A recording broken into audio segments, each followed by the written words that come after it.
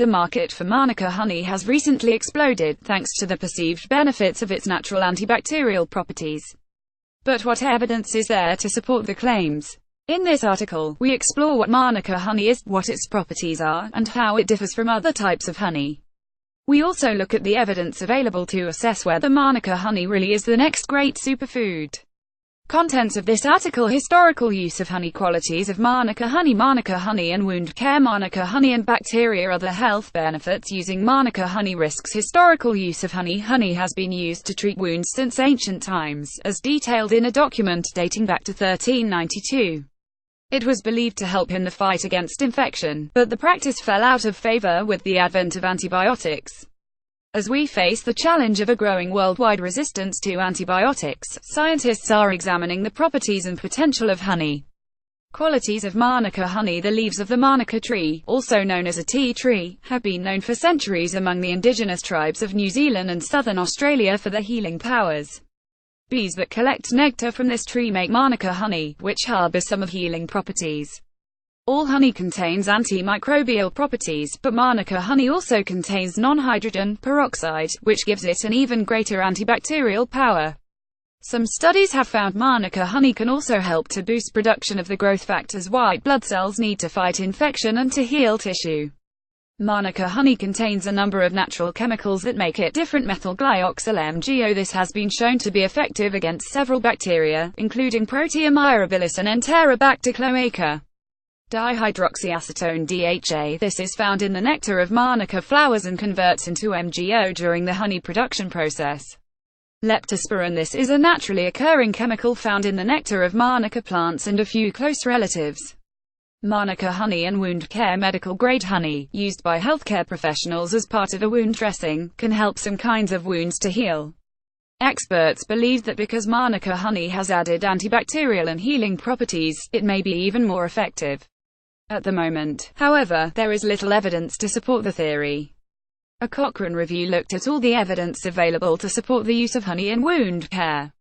Published in 2015, the study said the differences in wound types made it impossible to draw overall conclusions about the effects of honey on healing.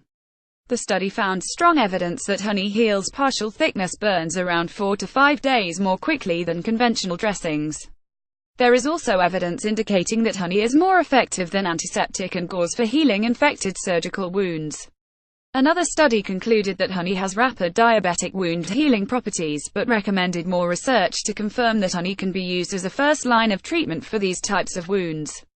While some research does show that honey can help improve certain conditions, more studies are needed to confirm honey's benefits for mixed acute and chronic wounds, pressure ulcers, fourniers, gangrene, venous leg ulcers, minor acute wounds, leishmaniasis. Manuka honey and bacteria. Antibiotics are used to prevent and treat bacterial infections all over the world.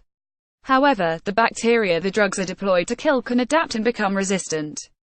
This resistance is currently happening all over the world, and a growing number of infections are becoming harder to treat. This leads to longer hospital stays, higher medical costs, and ultimately, more deaths. The World Health Organization, who has listed resistance to antibiotics as one of the biggest threats to global health, food security, and development. The natural antibacterial properties of honey may be useful in this fight. In the lab, Manuka honey has been shown to be able to inhibit around 60 species of bacteria.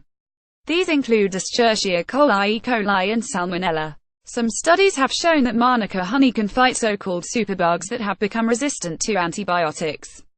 These include Staphylococcus aureus MRSA15 and Pseudomonas aeruginosa.